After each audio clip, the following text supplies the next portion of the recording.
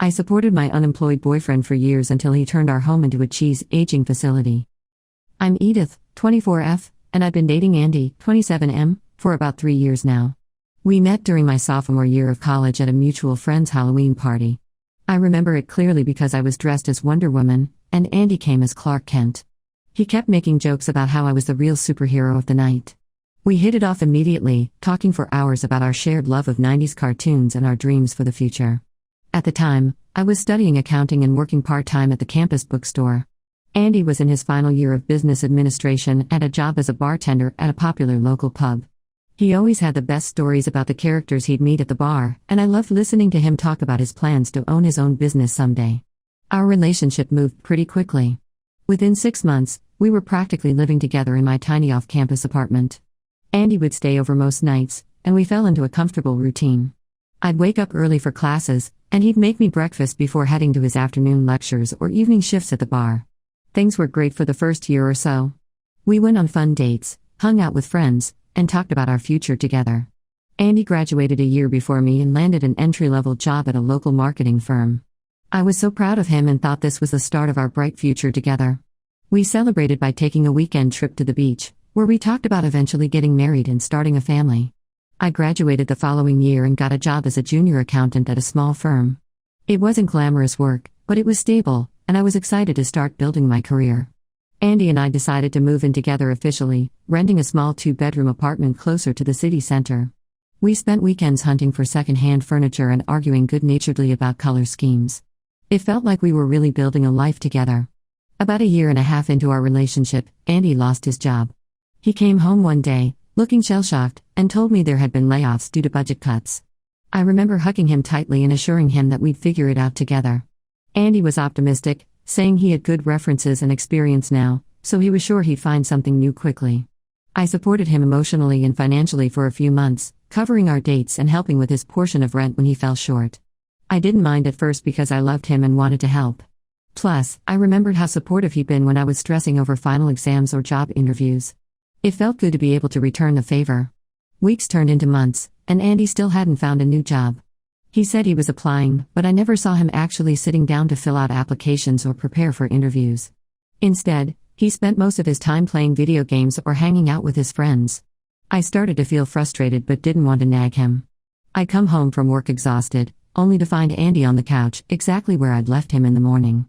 I tried to encourage him gently, sending him job listings I thought he'd be interested in or offering to review his resume. But Andy always had an excuse: the jobs weren't right for him, or he was waiting to hear back about a different application.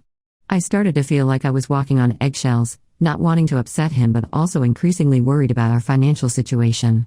6 months after losing his job, Andy came to me with an idea. He wanted to start his own business, a food truck selling gourmet grilled cheese sandwiches. He was so excited about it, his eyes lit up in a way I hadn't seen in months. Andy said it was his dream, combining his love of cooking — he'd always been the chef in our relationship — with the business skills he'd learned in college. Andy asked me to co-sign a loan for $30,000 to buy and outfit the truck. I was hesitant, given his recent employment history, but he promised he had a solid business plan. He showed me a spreadsheet of projected costs and earnings, and talked about how food trucks were becoming increasingly popular in our city. Andy said he'd researched the permits needed and had even talked to some other food truck owners for advice. I remember lying awake that night, torn between wanting to support Andy's dream and feeling anxious about taking on such a large financial responsibility. In the end, my love for Andy and my desire to see him happy and successful won out. I agreed to co-sign the loan, with the understanding that Andy would be responsible for the payments. Andy seemed motivated for the first few weeks. He researched health codes, developed a menu, and even made some practice sandwiches that were delicious.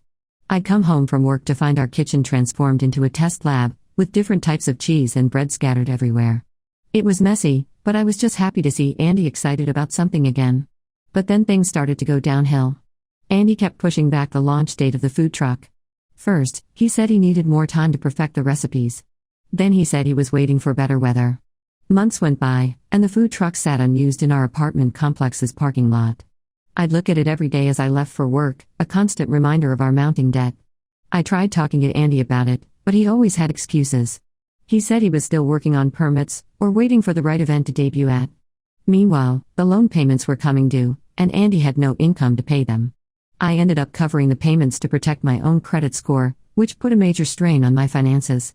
I had to dip into my savings, the money I'd been putting aside for eventually going back to school for my master's degree. Now, it's been almost a year since we got the loan, and the food truck has never made a single sale. Andy spends most of his time playing video games or going out with friends, while I work overtime to cover our bills and the loan payments. When I try to discuss the situation with him, he gets defensive and accuses me of not supporting his dreams. Last week, things came to a head when I came home to find Andy and his friends using the food truck as a giant game console, projecting their video game onto the side of it. They were drinking beers and laughing, completely oblivious to my shock and disappointment. When I tried to talk to Andy about it later, he accused me of embarrassing him in front of his friends and said I was being unsupportive. I love Andy, but I'm starting to feel like I'm being taken advantage of. I'm stressed all the time about money, and I'm starting to resent him for putting us in this situation.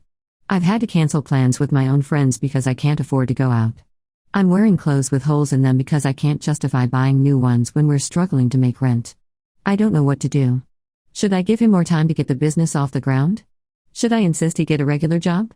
Or is it time to consider ending the relationship?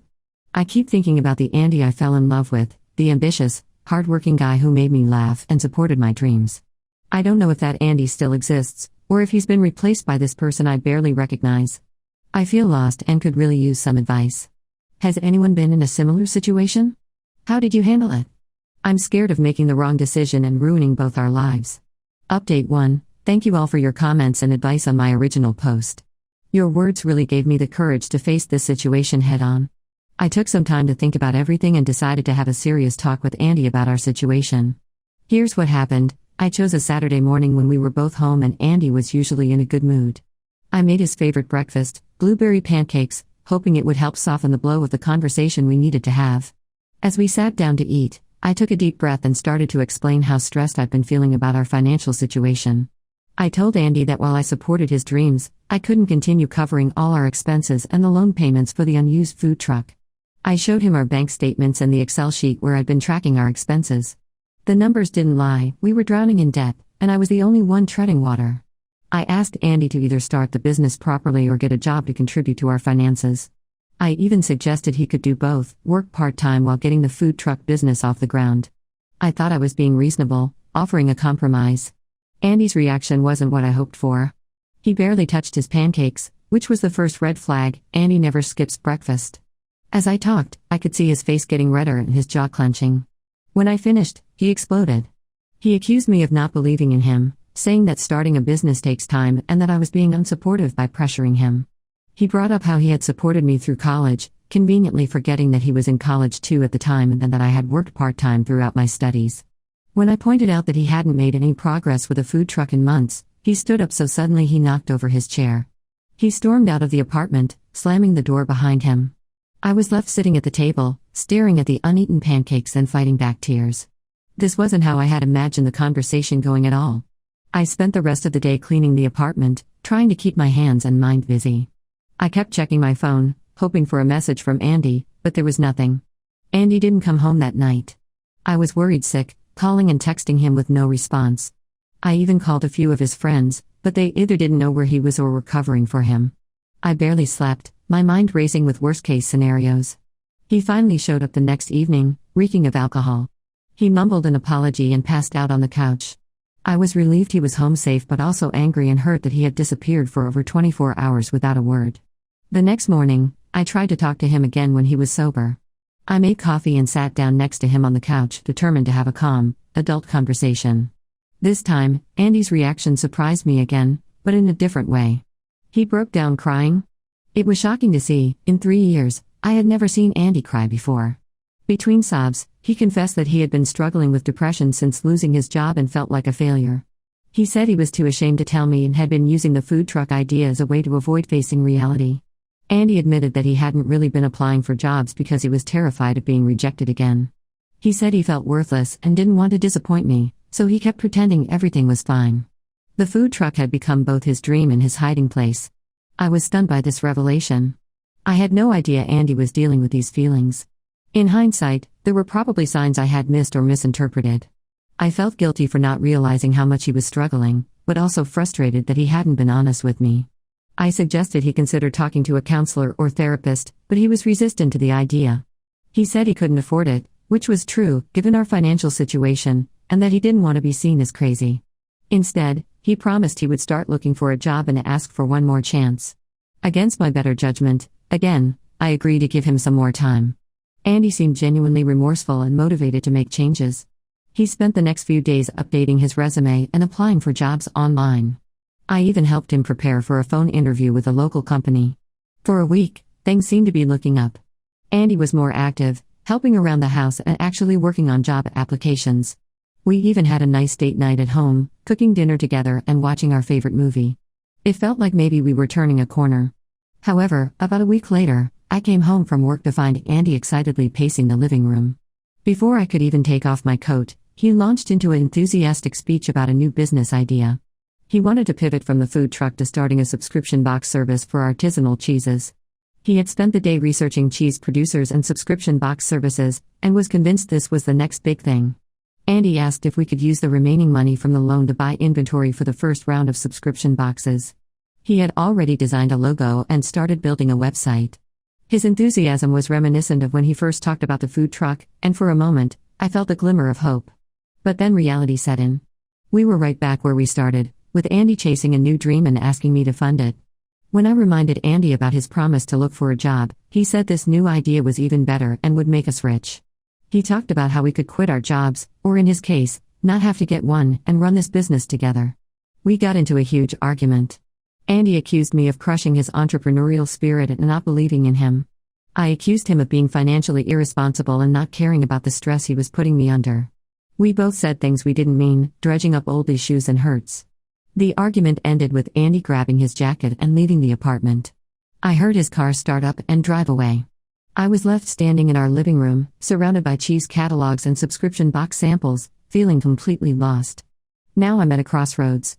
Part of me wants to believe in Andy and support him, especially knowing he's been struggling with his mental health. I remember the guy I fell in love with, his passion and drive, and I want to believe that person is still in there somewhere. But another part of me feels like I'm being manipulated and taken advantage of. I'm exhausted from carrying the financial burden for both of us, and I'm starting to lose myself in the process.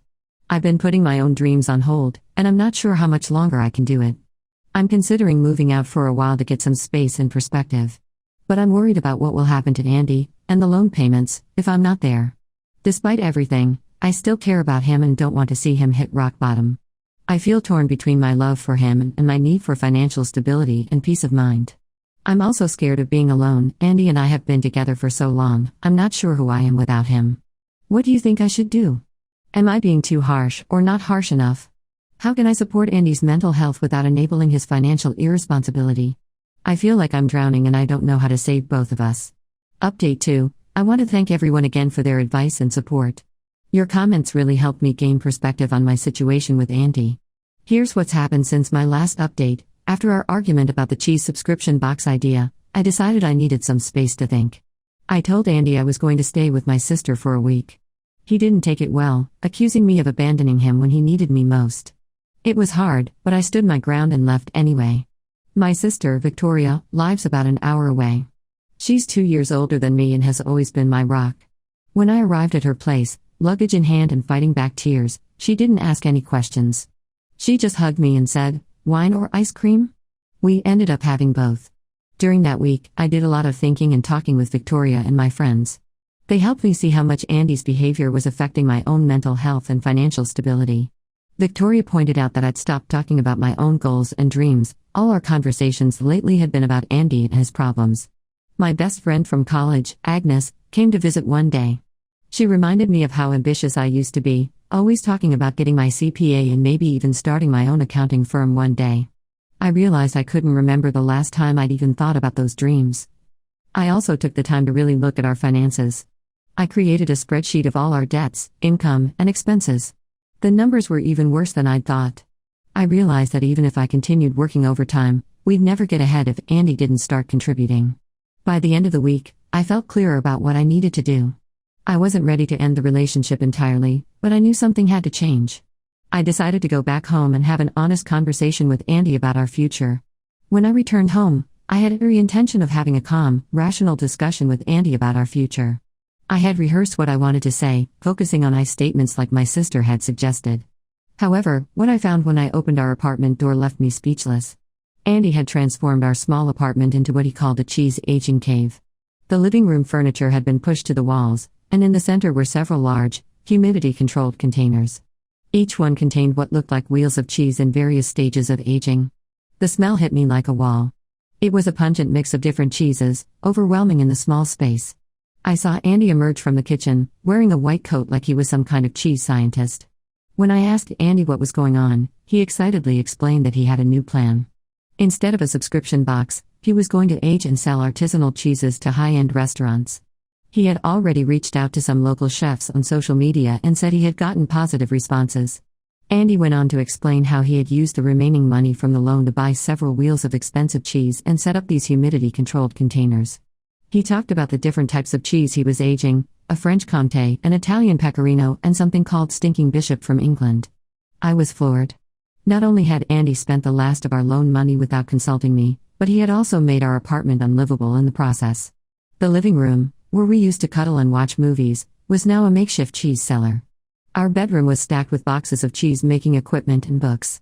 When I expressed my frustration, Andy accused me of always trying to hold him back. He said I should be grateful he was working so hard to secure our future. He talked about how artisanal cheese was a booming market and how we could make thousands of dollars selling to fancy restaurants. That was the last straw for me. I realized that no matter how much I loved Andy, I couldn't continue to sacrifice my own well-being for his unrealistic schemes.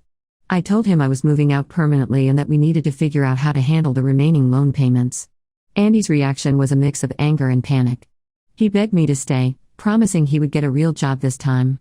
He said he'd sell the cheese equipment and we could go back to how things were. But I had heard those promises before, and I couldn't believe them anymore. I spent that night at a hotel, unable to sleep in the cheese cave our apartment had become. The next day, I went back with Victoria to pack up my things.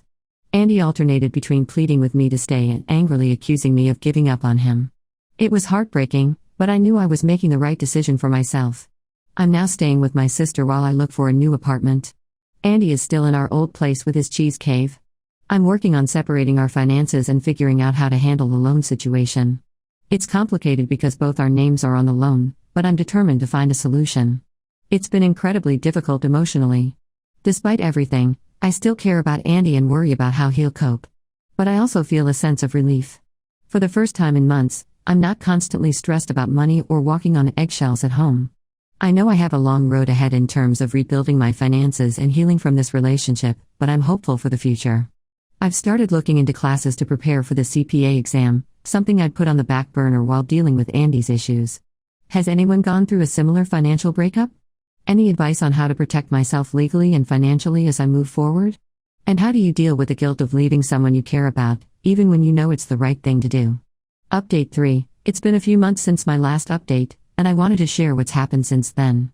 A lot has changed, and while things aren't perfect, I feel like I'm finally moving in the right direction. After moving out, I consulted with a lawyer about the loan situation. They advised me to try to work out an agreement with Andy before considering legal action. I was nervous about reaching out to Andy, but to my surprise, he agreed to meet and discuss things civilly. We met at a neutral location, a coffee shop halfway between our new places. Walking in, I hardly recognized Andy. He had lost weight and looked tired, but there was something different in his eyes. A clarity that I hadn't seen in a long time. During our meeting, Andy seemed like a different person. He was apologetic and admitted that his behavior had been irresponsible. He told me he had finally sought help for his depression and was seeing a therapist regularly. The cheese cave disaster had been a wake-up call for him. Andy also shared that he had gotten a part-time job at a local cheese shop, ironically. He said working there had opened his eyes to how much he didn't know about the cheese business, and he was learning about the industry properly. It wasn't glamorous work, but it was a steady paycheck and he was enjoying it. We came to an agreement about the loan. Andy took full responsibility for the remaining balance and set up a payment plan with the bank. He also agreed to sell the food truck and put that money towards the loan.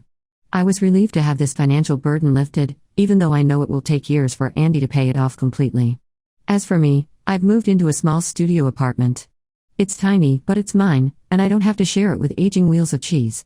I'm focusing on rebuilding my savings and my life. My work has been understanding about everything I've been through, and I've picked up some extra shifts to help make ends meet. It's been challenging, but I already feel more in control of my life and finances. I've also started seeing a therapist to work through some of the emotional fallout from my relationship with Andy. It's helping me understand why I stayed in that situation for so long and how to set better boundaries in the future. I'm learning that it's okay to prioritize my own needs and dreams. Andy and I have limited contact now, mainly just updates about the loan payments. It's bittersweet. Part of me misses the good times we had, but I know this separation was necessary for both of us to grow and heal. Last week, I passed the first part of my CPA exam. It was hard studying while working extra hours, but it felt amazing to achieve something I'd been dreaming about for so long. For the first time in years, I'm excited about my future and what I might achieve. Looking back, I can see how much I've learned from this experience. While it was painful, it taught me valuable lessons about financial responsibility, the importance of open communication in relationships, and standing up for myself. I've grown stronger and more independent, and I'm proud of the person I'm becoming. To anyone who might be in a similar situation, don't be afraid to prioritize your own well-being. It's not selfish to protect yourself financially and emotionally. And remember, you're stronger than you think.